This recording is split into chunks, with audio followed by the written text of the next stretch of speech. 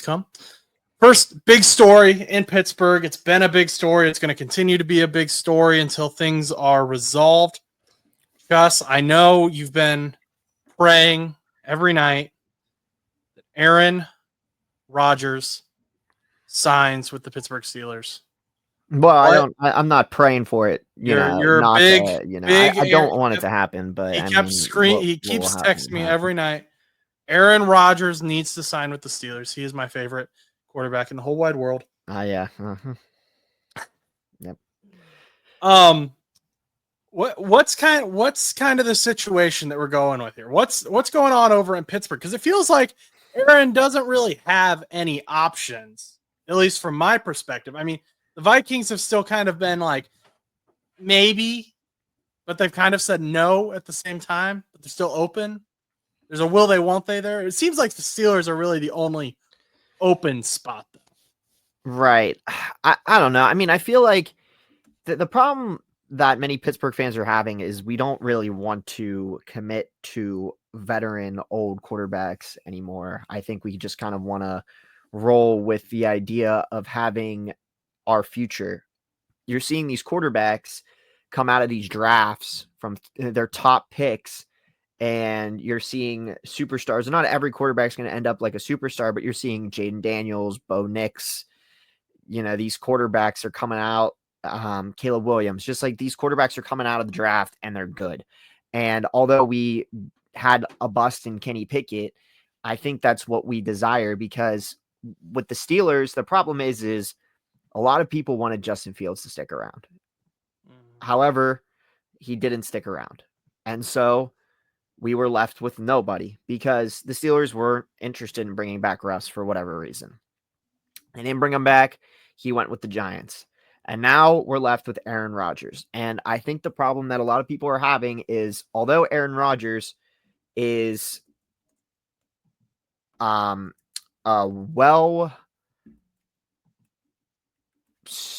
trying to think of the wording here. He's not a bad quarterback in some aspects, because like he's Aaron Rodgers. I mean, you looked at what he did in Green Bay. He's a great player and whatnot. And his stats, even for the Jets last year, are better than some normal quarterbacks, that played this year. I mean, if you look back at his stat line, I mean, 28 touchdowns, 11 interceptions, 3,897 yards. I mean, who wouldn't want somebody like him? I mean, Aaron Rodgers being in Pittsburgh seems like a good idea, but I think the problem that I'm facing with it, and I think some Steelers fans are facing with it, are, number one, you're not committing to a future with anybody. Aaron Rodgers is very old. And although 40 shouldn't be seen as old, it is in sports. That's just how it is. And Aaron Rodgers being old, he's only guaranteeing you like a year, maybe 2 years if you're lucky. You don't really know what the fall off's going to be now. I mean, he looks like he isn't aging that much. I mean, he still looks like he's putting up decent production, about as good of production as like Ben Roethlisberger did in his last couple of years before he retired. But the problem with Aaron Rodgers is you're kind of in that same boat. It's like, okay, well, you have Aaron Rodgers, you signed Mason Rudolph, and you have Skylar Thompson. None of those guys are coming up. Mason Rudolph's in his late 20s. I mean, he could start. He could pull a Geno Smith. But at that point, why would you even bother with Aaron Rodgers? You might as well just put Mason Rudolph in and see what you got at that point. And Skylar Thompson isn't destined to start ever. I mean, unless, like I said, unless something tragic happens and both guys go down, which you obviously don't want to happen. But I mean, obviously, maybe the draft, it's only April 2nd as of this recording. Obviously, the Steelers could go for a quarterback in the draft. There's a lot of rumblings that they could go for Jackson Dart or somebody else. So maybe we're in that similar position that we were in 2022, where you have a better veteran quarterback, being not Mitchell Trubisky, but Aaron Rodgers. I mean, he's a vet, Super Bowl winning champion. He has been to multiple NFC championships. He has a very good stat line. And then you have Mason Rudolph as your backup guy, and then you have that third string rookie quarterback. And I think if they're going to go down that route, that should be fine. But I just find it a little weird that they're so heavily pushing on Aaron Rodgers. I understand in some aspects that they want to win now, because there's players on their team that, specifically on the defense, that aren't going to be around forever. Cam Hayward's getting up there in age. He's in his mid-30s. You have players like TJ Watt who have been playing out of their minds, but injuries take a toll, and you might see a lot of these defensive players don't make it into their early mid-30s, especially at the high intensity. I mean, Aaron Donald retired in his early 30s. I mean, these players, they don't last long. Luke Kuechly retired at like his late 20s. I mean, it just doesn't you're not getting like the same longevity you're getting from even wide receivers or some of these other players. It's just not happening. So I think they're trying to get these guys like a championship, because this team is just one quarterback now away and probably a running back away. Do you believe that? Do you firmly believe that they're just a quarterback and maybe a running back away from a championship? I think they are on paper, and that's the thing. I mean, on paper they should be. Okay. But I think also it comes down to because you look at how the plays are being run too on offense. I think also the coordinators have to be addressed as well. I think another controversial thing that I'm having with the idea of not having Aaron Rodgers in Pittsburgh is like, although I don't think it is the right move.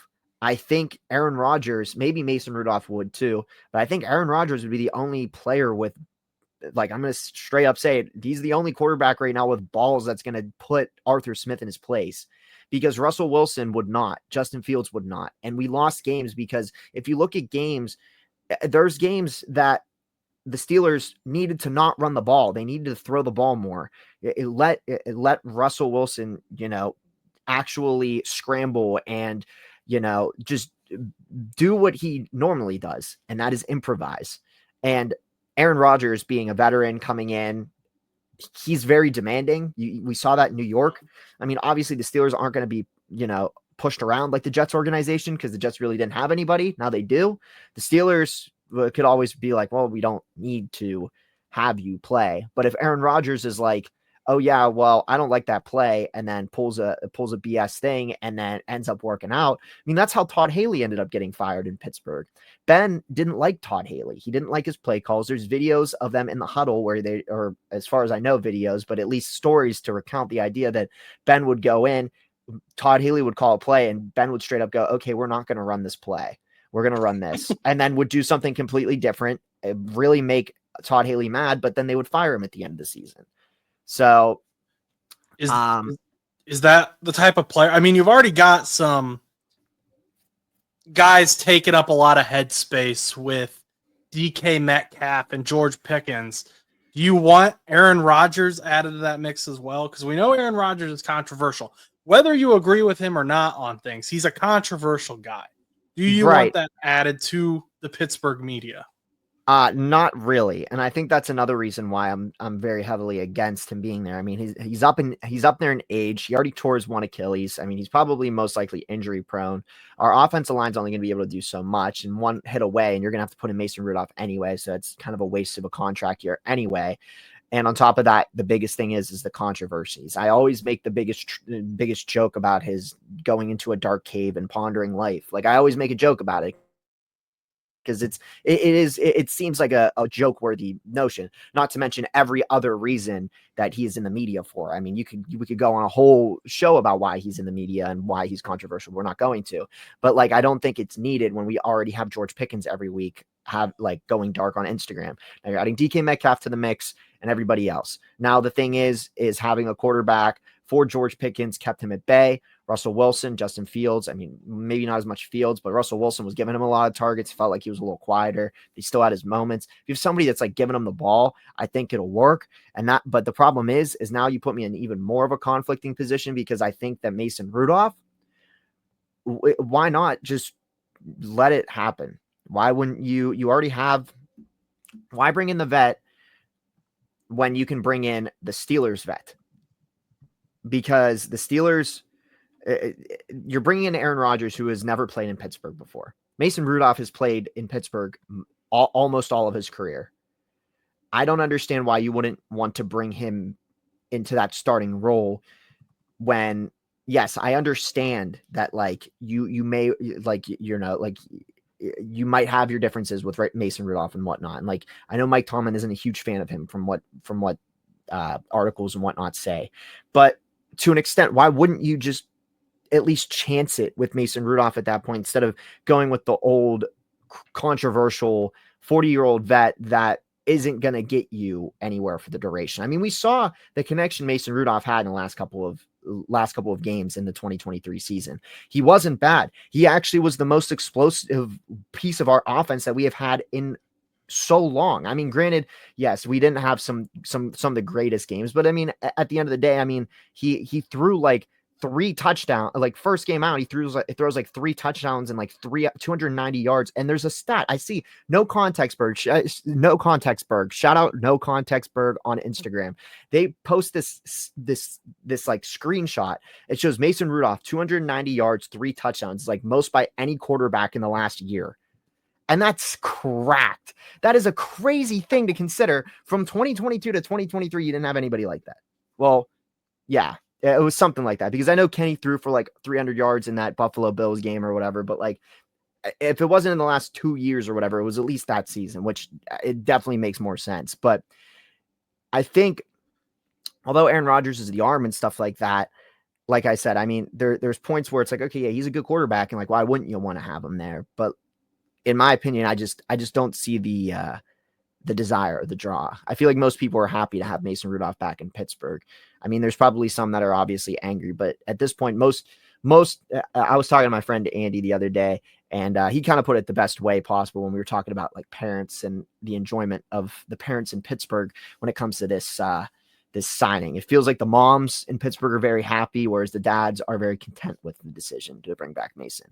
Because at this point, what do you have to lose? I mean, yes, you may not get TJ and these guys a ring, but would you rather just put Mason in there, who's in his late 20s, that might be your Geno Smith for 4 years, just to get you through, or just to get you through 2 years to develop your next superstar quarterback, being Jackson Dart, Quinn Ewers, whoever you decide to go for, if you decide to go for one? Or do you go with Aaron Rodgers and then you have Mason Rudolph backing him up for a year or two just to try to speed up the process that you're going to win? Like I said before, the Steelers have not won a playoff game in almost a decade, and now it is pretty much a decade at this point. So when you ask, like, are we one quarterback and one running back away? I think we are, but I think that it also comes down to coaching as well, which there's nothing you can fix about coaching. I mean, I think the offensive coordinators that they keep hiring are bad. I don't think there's really anything to sugarcoat that. And I think Mike Tomlin needs to do more newer schemes rather than older schemes. But that's me nitpicking Mike Tomlin when I should be really talking about Aaron Rodgers. So that being said, if Aaron Rodgers comes to Pittsburgh, I guess it's not the end of the world, but I'm not going to be very optimistic like I was last season with Fields and Wilson. Now, they both ended in a 10-7 season. I think the gauntlet at the end of the year was a little tough. I mean, you have the Ravens, Chiefs, and Eagles within like a 12-day stretch. I mean, it's just not a normal stretch with 2 of them being away. No team should really have to do that. I feel like that, but I mean, that's just how the schedule builds. I mean, for all you know, at that point in time, the Chiefs could have been 0-14 going into that game. You don't really know, but at the end of the day, I think we got really toughed out at the end, and we had some injuries, we had some issues, and not to say that won't happen this year, but not really big on the Aaron Rodgers signing. Okay, so final question before we move on to Russell Wilson and the Giants. How early are you willing to take this guy? How early are you willing to take Jackson Dart? I'm assuming Sanders, Ward, those guys are off the board. Are you taking him in the first round and hoping to build, or what? What's your thoughts? I'm going to assume that they're probably not. The problem that I have right now is the Steelers don't have a second round pick. So they have quite the drop off between the first and the third. So you're going to have to either hope that these quarterbacks fall to the third round. You have to either trade for a second round pick, or you have to reach, because I don't know what Jackson Dart's going to be like, his skill level when it comes to the NFL. On paper and in college, he looks like a great quarterback. In the draft board and stuff like that, they're not really projecting him that first round talent like they are some of those other guys. And unless you're trading up for somebody in the top 10 or something like that, I mean, you would have to go a pretty decent way. I don't know off the top of my head, but I know the Steelers are in like the early 20s when it comes to picks. So you would have to trade up almost like, 10 slots to even be considered like close to top 10 at that point. And at that point, you don't even know how the ripple effect is going to happen. We saw last year where these quarterbacks get taken off the board and you weren't expecting them to get taken off the board that early. And then you have like a weirdly confused Atlanta Falcons organization and a whole bunch of stuff. But like, that's not the point. Point is like you get all these players and you don't know how like a ripple effect is going to happen by this team signing this quarterback and then this team drafting this quarterback, a little reaching. And then you're like, oh, well, we might not have a quarterback option. I mean, there's a lot of ways that these teams, there's like that ripple effect. So there's no guarantee by draft, like by trading up, that you're going to get that pick or player that you want. So you just kind of have to play it out and see. I don't know if I'm willing to stretch and reach for somebody like Jackson Dart if he is ranked to be a second and third round pick. I think that he has the talent and the potential to be our future starter, but we said the same thing about Kenny Pickett, and he was projected in the fourth round. And we know what happened with Kenny. So granted, I don't know if that necessarily, I mean, at the end of the day, I mean, it could have been his development and all that other stuff, but I mean, he hasn't really panned out anywhere. Maybe if he had his first 2 years in a different organization, maybe it would have been different. Maybe if he was in Jaden Daniels' shoes, he might have been a different quarterback, but we're never going to know. At the end of the day, I probably wouldn't reach for somebody like Jackson Dart. If he's not projected in the first round, I wouldn't take it, because when you reach, you miss out on some of those top picks that you might need down the road. Like if you want to fill that wide receiver hole, you want to fill a running back hole, you want to fill a hole on defense that you're afraid you're going to lose in a couple of years, like a Cam Hayward. Fill Cam Hayward's position as a rookie to have him play behind Cam for a year, and then Cam decides to retire in the next year or two, you have somebody to fill that role. But if you reach for a quarterback and then he ends up being a bust, you might have lost out on that superstar X factor type, end or whatever. I asked because the Colts, you're kind of in the reverse Colts situation. You guys drafted who you thought was going to be your hero early on in Kenny Pickett, and he didn't work out. Now you're in this rotation of veterans, whereas the Colts lost Andrew Luck to retirement, went through the carousel of veterans, and now they drafted their first round guy who was going to be their hero in Anthony Richardson, and they have a giant question mark now with what to do. So that was kind of what I was wondering what your thoughts were.